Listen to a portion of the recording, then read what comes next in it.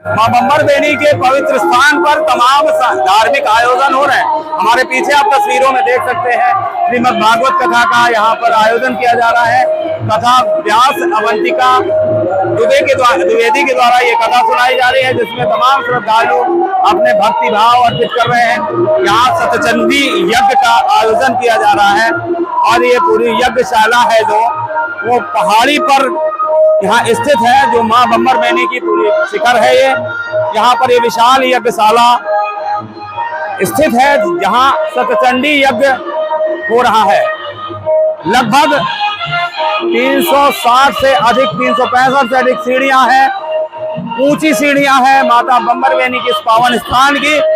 और अभी हम जहां पर हैं ये यज्ञशाला और अन्य मंदिर हैं और इसके ऊपर ठीक शिखर पे विराजमान है माता बम्बर बेनी, जिनके दर्शन हम आपको जल्द ही करवाएंगे।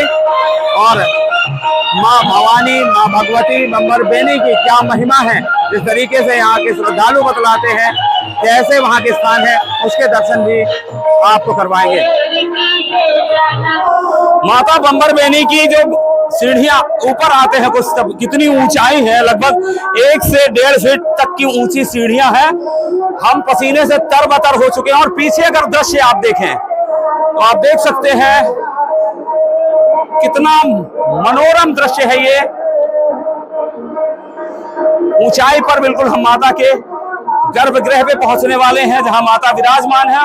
और ये तस्वीरें आप देखें, यहां से हम मंदिर का प्रवेश करेंगे। सीढ़ियों की संख्या भी लिखी गई है और इधर अगर देख सकें आप तो यहां से गुफा गई हुई है। ये गुफा नीचे जाती है, इसके रास्ते के भी हम बाद में आपको तस्वीरें दिखलाएंगे।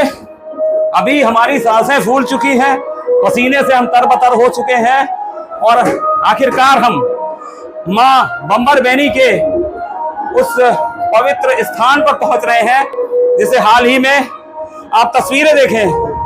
ये लवकुश की नगरी आप यहां से देख सकते हैं तस्वीरों में से सुंदर दृश्य। यहाँ हवा चल रही है, तमाम ध्वज जो हैं माता के मंदिर में ऊपर जो लगाए हुए हैं वो लहरा रहे हैं। जो लवकुश नगर का विशाल तालाब है उसकी तस्वीरें भी आप देखें तो चारों तरफ हरियाली और छोटी बड़ी तमाम पहाड़ियां, माता बम्बर बेनी के जो आसपास पर्वत श्रृंखला है उसकी तस्वीरें भी आप देख सकते हैं। और भी खूबसूरत तस्वीरें ऊपर से दिखलाएंगे। अभी फिलहाल हम मंदिर की ओर रुख करते हैं। यहाँ से माता बम्बर बेनी के इस पवित्र स्थान का नजारा देख सकते हैं। ये छतरपुर मार्ग की तस्वीरें आपको दिख रही हैं। छतरपुर रोड है इधर और इधर ये पूरा लवकुश नगर बसा हुआ। और लवकुश नगर के बीचों बीच जो एक सबसे ऊंची पर्वत श्रृंखला है, इसकी चोटी पर मंदिर में विराजमान है माता बम्बर बेनी। दर्शन करवाते हैं आपको मां जगत जननी माता बम्बर बेनी की, जिनकी महिमा अपरंपार है। किंवदंती है कि माता यहीं पर कुंड में विराजमान है। मध्य प्रदेश सरकार ने माता बम्बर बेनी के स्थान को पवित्र क्षेत्र घोषित किया है। एक बड़ा बजट आया है यहाँ के तमाम विकास कार्यों के लिए। और आने वाले दिनों में मां बम्बर बेनी के स्थान की जो महिमा है और प्रसिद्धि होगी इसकी। यहाँ पर कुंड है, इसी कुंड में मां समाई थी माता बम्बर बेनी, जिन्हें जो सीता माता को माना जाता है। और यही वो जगह है जहां पर तमाम किंवदंतियां जुड़ी हुई हैं इस स्थान को लेकर। यहाँ पर पूरे नवरात्रि भर हजारों की तादाद में यहाँ पर श्रद्धालु आते हैं, मां से मनोकामना यहाँ मां के सामने अपने दरबार में रखते हैं और माता बम्बर बेनी उन सभी श्रद्धालुओं की मनोकामना की पूर्ति भी करती है। जी महाराज जी, किस तरीके की विशेषता है, क्या मान्यता है माता बम्बर बेनी की? स्थान में जो भी श्रद्धालु भक्त अच्छी श्रद्धा और भक्ति से माता रानी के दरबार में आते हैं, ये माता रानी की 365 सीढ़ियाँ चढ़ के जो भी श्रद्धालु अच्छी श्रद्धा और भक्ति से जो भी मांगता है, माता रानी उनकी मनोकामना बहुत जल्दी पूर्ण करती हैं। और माता रानी की ये विशेषता है कि एक छोटा सा कुंड है जो 500 साल पुराना एक कुंड है। ये वन देवी के नाम से जानी जाती है। इनका नाम बम्बरवैनी माता बम्बरवैनी धाम रखा गया है।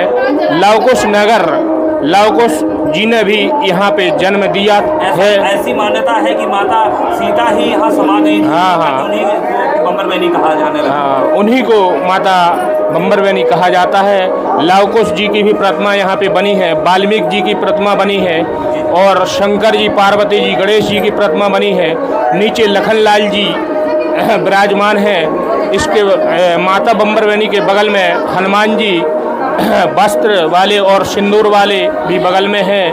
और जो भी श्रद्धालु अच्छी श्रद्धा और भक्ति से माता रानी के दरबार में आते हैं, सारी मनोकामनाएं पूरी होती हैं। कुंड का क्या महत्व है महाराज जी? किस तरीके से यहाँ कुंड में बतासे डाले जाते हैं? पानी क्या है पूरा कुंड? और माता रानी के यहाँ पे बराबर जो भी श्रद्धालु संतान के लिए 15 साल, 20 साल, 10 साल हो जाए और संतान नहीं है, माता रानी की 5 अर्जी करने से संतान प्राप्ति होती है। जब सबकी होती है तो आपकी क्यों नहीं होगी? आइए और माता रानी के दर्शन कीजिए। और बतासे डाले जाते हैं, बतासा ऊपर आता है तो मनोकामना पूरी मांगी, ये क्या तथ्य है? माता रानी के कुंड में दूध और जल भरा जाता है। इसके बाद में 5 बतासा डाले जाते हैं, और मन में जो भी मन में मनोकामना ली है उस सारे बतासे नीचे जाएंगे, और नीचे से एक बतासा अगर अपना ऊपर आ गया तो अपनी मनोकामना पूर्ण होती है।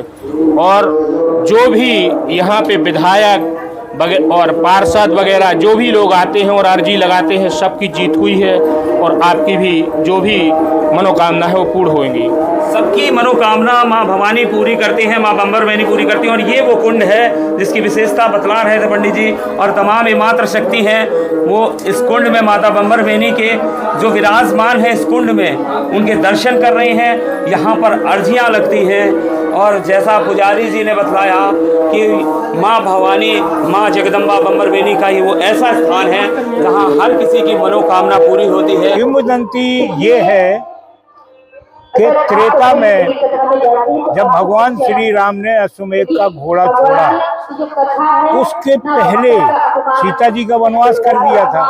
और चूंकि जब वो चित्रकूट की यात्रा में, वनवास यात्रा में आए थे भगवान राम, तब ये स्थान उनको भा गया था। यहाँ वाल्मीकि जी रहते थे। तब लक्ष्मण जी के साथ सीता जी को वनवास में भेजा, और लक्ष्मण से कहा कि जाके वाल्मीकि आश्रम में इनको छोड़ के आओ। तो यहाँ उनको छोड़ दिया। इसके बाद राजकाज चलाने लगे। फिर अश्वमेध यज्ञ का घोड़ा छोड़ा उन्होंने विश्व विजयी प्राप्ति करने के उद्देश्य से। यहाँ पर भगवान राम के अश्वमेध के घोड़े को उन्होंने बांध लिया लवकुश ने, क्योंकि यहाँ लवकुश जी का जन्म हो चुका था। नीचे बहुत प्राचीन मंदिर है, पहाड़ के ऊपर माता कुंड में विराजमान है, क्योंकि वो धरती हार के यहाँ समा गई थी माता। तो यहाँ माता है। नीचे प्राचीन मंदिर है लवकुश जी का, वाल्मीकि जी का आश्रम यही है। जब घोड़ा पकड़ लिया लवकुश जी ने तो उसमें बड़ा युद्ध हुआ। युद्ध में बड़े बड़े भरत जैसे, लक्ष्मण जैसे, शत्रुघ्न जैसे वीर परास्त हुए, और हनुमान जी को तो बांध दिया था। यहाँ एक स्थान है भुगरा बाबा, यहाँ आप कभी मूर्ति देखने जाओगे तो जो हनुमान जी की मूर्ति है उसमें ऐसा लगता है जैसे रस्सी से कसे हों। ये मूर्ति में स्पष्ट दिखता है। यहाँ बांध दिया हनुमान जी को लवकुश जी ने, और फिर बड़ी कोशिश के बाद लक्ष्मण जी यहाँ नीचे तक आ पाए।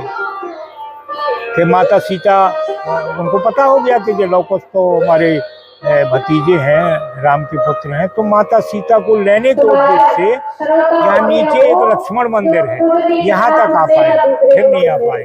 तो जब हनुमान जी भी आए बाद में, कोशिश की तो माता उस चट्टान में, यहाँ बहुत विशाल चट्टान थी, उसमें समा गई। फिर कुंड में वो केवल दर्शन के लिए वो उनकी प्रतिमा बनी है, प्राकृतिक बनी है, किसी की बनाई नहीं है। गुफाएं भी है, सीता रसोई भी यहाँ है। हाँ, सीता रसोई है। आप जाएंगे मंदिर से, जब नीचे जाएंगे गुफा के अंदर वहाँ सीता रसोई है, बहुत प्राचीन। अब बता नहीं सकते कितने वर्ष पुरानी है, लेकिन बहुत प्राचीन है। और माता यहाँ पर सीता के रूप में, क्योंकि जब वाल्मीकि आश्रम में वो रही तो वाल्मीकि जी ने उनको सीता नहीं कहा था, उन्होंने वन देवी का नाम दिया सीता जी को। वो वन देवी का अपभ्रंश होते होते होते वो बम्बर बनी। कहा ऐसा भी जाता है, बरानिया जी थे उनसे हमारी बात, तब वो कहा करते कि छोटी बड़ी 52 पहाड़ियां हैं। तो पहले ये 52 बेनी, चूंकि 52 सबसे शिखर पर्वत पे थी तो 52 बेनी था, अपभ्रंश होते 52 बेनी से वो बम्बर बेनी हो गया। आप सही कह रहे हैं और सही सुना भी है आपने, क्योंकि शहर के चारों तरफ पहाड़ ही पहाड़ है। और मैंने तो गिनती नहीं की है, लेकिन लोग बताते हैं कि 52 श्रेणियां हैं। ये सबसे ऊंची श्रेणी ये है, यहाँ पे माता पत्थर में प्रकट हुई। तो 52 श्रेणी मतलब 52 बेणी, 52 बेणी का नाम अपभ्रंश होते होते बम्बर बेणी हो गया, ऐसा भी है, ये भी सही है। तो अब क्योंकि प्रसिद्धि बहुत हो गई है माता की, और जैसे आपके जटाशंकर को कहते हैं कि ये बुंदेलखंड का केदारनाथ है, तो ये बुंदेलखंड की वैष्णो देवी है। और इस बात को हमारे बागेश्वर धाम के पीठाधीश्वर पंडित श्री वीरेंद्र कृष्ण शास्त्री ने भी कहा, अभी आए थे वो 30 तारीख को, तो उन्होंने कहा कि हम ऐसा लगा जैसे हम वैष्णो देवी पहुंच गए। क्या कहेंगे माता के स्थान के बारे में भैया? बहुत बढ़िया स्थान है यहाँ का, और अच्छा ऊपर से अच्छा व्यू देखने को मिलता है। जय माता। क्या कहेंगे भैया, कहाँ से आए आप? ये लोकुश नगर। क्या कहेंगे माता के? लोकुश नगर ग्राम देवपुर से आए हैं। माँ का स्थान है, जो भी आया यहाँ कोई खाली नहीं गया है। माँ का स्थान बहुत अच्छा अब स्थान तो है। बड़े धार्मिक अनुष्ठान हो रहे हैं, भागवत हो रहे हैं, यज्ञ हो रहा है। हम तो आते ही रहते हैं, लेकिन जिसको भी जो भी आता है तो खाली नहीं गया क्या यहाँ। कहेंगे भैया माँ की महिमा के बारे में? माँ की महिमा वही अटल है। महाराज बाबा ने आए थे वो अभी आए थे। जी भैया। बहुत ही अच्छा धार्मिक स्थल है हमारी माता रानी का। सभी लोग श्रद्धा से जुड़े हुए क्षेत्र के लोगों की आस्था का स्थल है। सभी लोग सबकी मनोकामनाएं माँ पूरी करती है, और श्रद्धालु पूरे जोश से 365 सीढ़ियां यूं चढ़ते आते हैं जैसे बिल्कुल पास में ही हो माता, क्योंकि जब माँ के दर्शन की लालसा होती है और साथ में बजरंग बली का आशीर्वाद भी होता है, तो हर कोई क्यों ना दौड़ा चलाए। और यही वजह है कि अब मध्य प्रदेश सरकार ने भी इस पवित्र स्थान को पवित्र क्षेत्र घोषित किया है और एक बड़ा बजट दिया गया है यहाँ के विकास कार्यों के लिए। आने वाले समय में यह स्थान नाम होगा, यश होगा मां भवानी का, और सब पर कृपा बरसाने वाली माता बम्बर बेनी की स्थान की महिमा लगातार बढ़ती जाएगी। बुंदेलखंड 24/7 के लिए छतरपुर से राजेंद्र सिंह।